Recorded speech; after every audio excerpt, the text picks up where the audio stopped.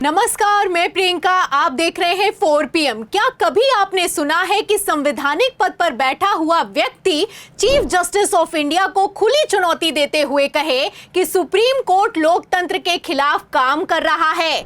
नहीं सुना है तो अब सुनिए। जो भारत के इतिहास में कभी नहीं हुआ, वो उपराष्ट्रपति जगदीप धनखड़ ने करके दिखाया है। एक तरफ सुप्रीम कोर्ट ने वक्फ कानून को लेकर मोदी सरकार की भरे कोर्ट रूम में धज्जियां उड़ाई है और एक हफ्ते के लिए वक्फ को कैंसिल कर दिया है, तो वहीं दूसरी तरफ भाजपाइयों से ज्यादा उपराष्ट्रपति जगदीप धनखड़ बौखला रहे हैं और सुप्रीम कोर्ट को खुली धमकी देते हुए नजर आ रहे हैं। तो धनखड़ ने आखिर क्यों सीजीआई संजीव खन्ना को हटाने की खुली धमकी दी है, आपको आगे बयान सुनाएंगे। लेकिन खबर में सबसे पहले आप बिग ब्रेकिंग देखिए। खबर आप देखिए जागरण की। देखिए, इसमें लिखा हुआ है कि राष्ट्रपति को आदेश देना लोकतंत्र के खिलाफ, सुप्रीम कोर्ट की किस टिप्पणी पर भड़के उपराष्ट्रपति जगदीप धनखड़। तो उपराष्ट्रपति जगदीप धनखड़ भड़क गए हैं। कहना है कि सुप्रीम कोर्ट कैसे आखिर राष्ट्रपति को आदेश दे सकता है। सुप्रीम कोर्ट का आदेश लोकतंत्र के खिलाफ है, ये कहना है उपराष्ट्रपति जगदीप धनखड़ का। ये वही जगदीप धनखड़ है, ये वही उपराष्ट्रपति हैं जो बंगाल के राज्यपाल जब हुआ करते थे तो कैसे अपनी मनमानी चलाते थे, आप अच्छे से जानते हैं। लेकिन आज जब सुप्रीम कोर्ट ने विपक्ष की राज्य सरकारों को ब्रह्मास्त्र थमा दिया है तो बौखलाते हुए नजर आ रहे हैं। आप अच्छे से जानते हैं कि सुप्रीम कोर्ट ने तमिलनाडु की विधानसभा से पारित किए गए 10 बिलों को पेंडिंग रखने पर, राज्यपाल के मंजूरी न देने और राष्ट्रपति के हस्ताक्षर न करने पर ऐतिहासिक फैसला सुनाया है और साफ कह दिया है कि यह बिल्कुल भी नहीं चलेगा कि राज्यपाल अपनी मनमानी चलाएं। राज्यपाल को संविधान के हिसाब से चलना ही होगा, पार्टी के मर्जी के हिसाब से फैसला नहीं चलेगा।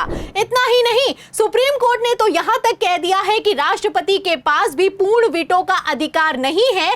3 महीने में फैसला लेना ही होगा, बिल को कैंसिल करना होगा या फिर कि बिल को कानून बनाना होगा।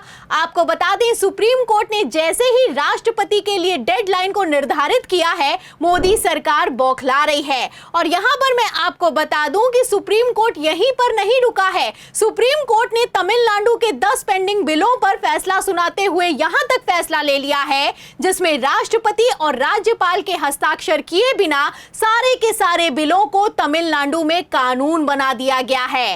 अब इसी पर मोदी सरकार को तगड़ा झटका लगा है। पहले तो खबर निकलकर सामने आई कि राष्ट्रपति की समय सीमा निर्धारित करने पर गृह मंत्रालय सुप्रीम कोर्ट में रिव्यू पिटीशन डालने की तैयारी में है। मतलब कि सुप्रीम कोर्ट से अपील की जाएगी कि सुप्रीम कोर्ट अपने फैसले पर, जो कि उन्होंने राष्ट्रपति के लिए डेडलाइन को निर्धारित किया है, उस पर पुनर्विचार करे। लेकिन आज जब मैं आपको बता दूं कि वक्फ कानून पर सीजीआई संजीव खन्ना भड़क गए हैं, मोदी सरकार को भर भर कर सुनाया है, तो भारतीय जनता पार्टी घुटनों पर आ गई है, एक तरीके से टेंशन में आ गई है और तो और बौखलाती हुई नजर आ रही है।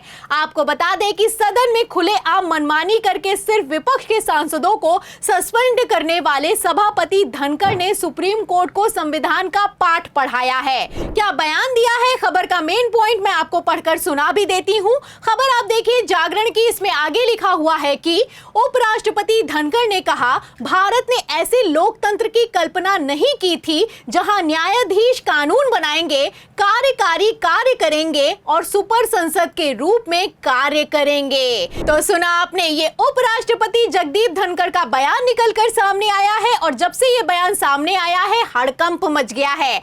आपको बता दें, इस बयान में साफ दिखाई दे रहा है कि किस तरीके से सुप्रीम कोर्ट के फैसले पर टिप्पणी की जा रही है, सुप्रीम कोर्ट को एक तरीके से धमकी दी जा रही है और सुप्रीम कोर्ट को लोकतंत्र के खिलाफ करार दिया गया है। आपको बता दें, ये वही उपराष्ट्रपति जगदीप धनखड़ हैं जिनकी पार्टी भारतीय जनता पार्टी ने लोकसभा के चुनावों में 400 पार होने पर संविधान को बदलने का नारा तक दे दिया था।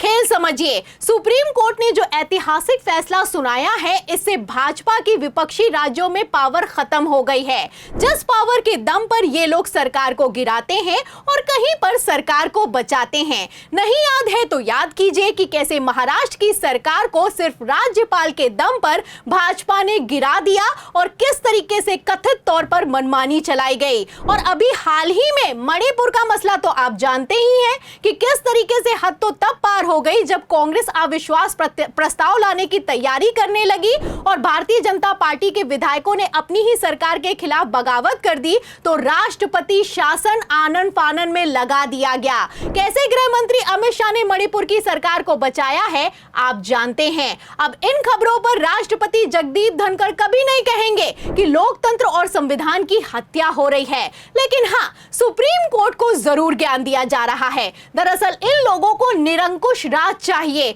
हिटलर शाही चलाने के लिए, इसीलिए सुप्रीम कोर्ट के फैसले तक पर टिप्पणी करने से नहीं चूकते हैं। और तो और गजब तो तब हो गया है कि जब उपराष्ट्रपति की तरफ से यह बयान निकलकर सामने आया है। जब देश का उपराष्ट्रपति ही ऐसा हो तो दूसरों को क्या ही कहा जाए। आपको बता दें कि ये ऐसे उपराष्ट्रपति हैं जो सीबीआई डायरेक्टर और मुख्य चुनाव आयुक्त की नियुक्ति पैनल से सीजीआई को हटाने की अपील खुले मंच से करते हुए नजर आते हैं। धनखड़ का कहना है कि कार्यपालिका और न्यायपालिका की शक्तियां विभाजित हैं। फिलहाल ये तो सबको पता है। खैर, जिस तरीके के बयान इन लोगों की तरफ से निकलकर सामने आ रहे हैं, इतना तो साफ है कि ये लोग निरंकुश राज चलाना चाहते हैं, हिटलर शाही चलाना चाहते हैं। ना रहे सुप्रीम कोर्ट, ना रहे विपक्ष, उसके बाद कैसे काम किया जाएगा और वैसे भी इनके होने के बावजूद भी कैसे काम किया जा रहा है आप अच्छे से जानते हैं।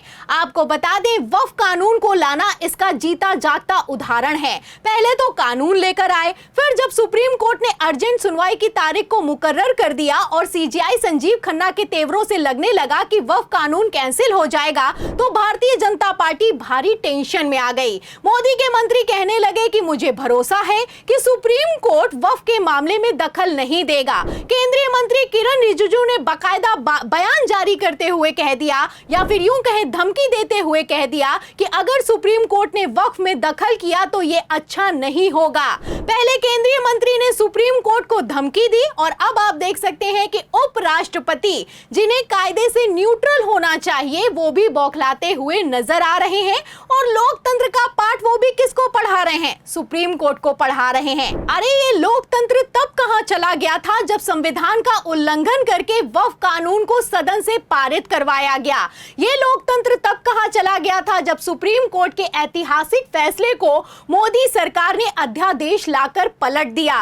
और ये लोकतंत्र तब कहां चला गया था जब विपक्ष की सरकारों को गिराया गया और आधे से ज्यादा सांसदों को सदन से सस्पेंड कर दिया गया। फिलहाल इन सब सवालों के जवाब तो दिए नहीं गए, लेकिन अब जब खुद पर आई है और सुप्रीम कोर्ट ने डंडा चलाया है तो लोकतंत्र का पाठ पढ़ा रहे हैं। फिलहाल सुप्रीम कोर्ट के फैसलों पर, उपराष्ट्रपति के बयान पर, राष्ट्रपति की ताकत कम होने पर और मोदी सरकार की बौखलाहट पर आपको क्या लगता है? क्या अल्पमत में आई मोदी सरकार की उल्टी गिनती शुरू हो चुकी है? इस सवाल के जवाब में आप जो भी सोचते हैं हमें कमेंट बॉक्स में जरूर लिखें। वीडियो को ज्यादा से ज्यादा शेयर करें, हमारे चैनल को लाइक करें, सब्सक्राइब करें, ज्वाइन करें। फिर मिलते हैं अगली खबर के साथ, तब तक के लिए धन्यवाद।